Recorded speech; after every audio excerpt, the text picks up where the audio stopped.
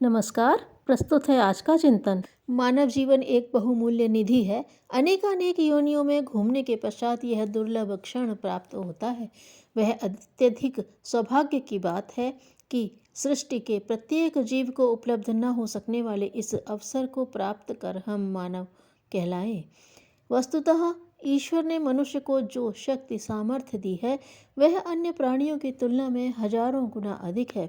अतएव यह हर मनुष्य का पूत कर्तव्य है कि वह अपने जीवन को, अपनी शक्तियों को, समय को व्यर्थ न गंवाए।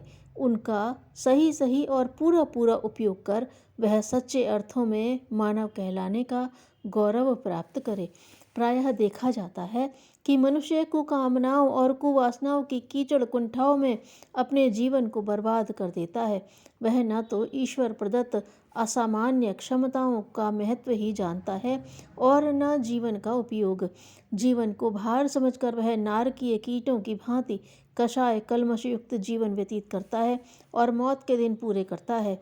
हमें नहीं भूलना चाहिए कि यह विरल वरदान यों दुरुपयोग करने के लिए नहीं मिला, वरन इसलिए प्राप्त हुआ है कि इसका अधिकाधिक उपयोग कर सृष्टि के अन्य प्राणियों को लाभ पहुंचाया जा सके, ईश्वर के कार्यों में सहयोग दिया जा सके, सत प्रवृत्तियों एवं सद्भावनाओं के अभिवर्धन में योगदान दिया जा सके।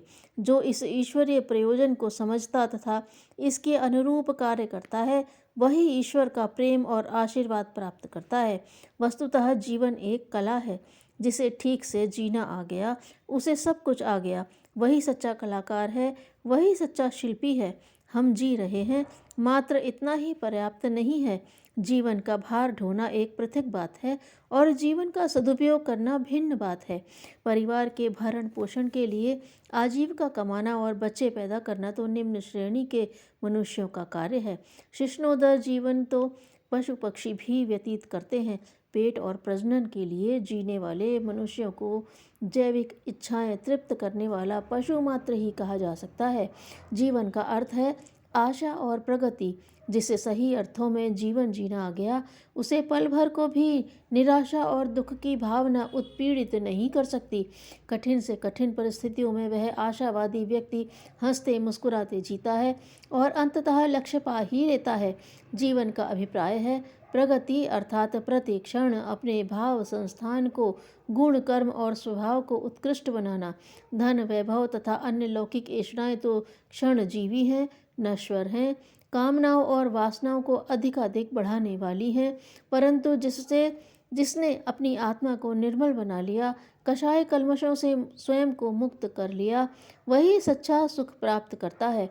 जिसे जीना आ गया है उसका जीवन स्वतः ही पुष्प जैसा सुंदर, चंदन जैसा शीतल, सुगंधित तथा दीपक जैसा प्रकाशवान बन जाता है। वह पुष्प के सदृश हंसता खिलता सत्यम शिवम सुंदरम युक्त जीवन व्यतीत करता है। उस स्तर का व्यक्ति अपने पेट का मोह छोड़कर अपनी गर्दन नुचवाता हुआ त्याग के मार्ग पर अग्रसर होता है। चंदन के समान समीपवर्ती वातावरण को सुगंधित बनाए रखता है तथा घिसे जाने पर भी रोष विद्वेष की भावना मन में नहीं लाता। दीपक के सदृश वह तिल तिल जलकर अंधकार से लड़ता है तथा अंतिम बूंद तक दूसरों को प्रकाश देता रहता है। ऐसा व्यक्ति ही सच्चे अर्थों में ईश्वर पुत्र कहलाने योग्य है। वह मानव न रहकर महामानव बन जाता है और अंततः ईश्वरीय सत्ता में समाहित हो जाता है। अपने सुधार द्वारा साथी के गुण, कर्म, स्वभाव में भी परिष्कार संभव है। धन्यवाद।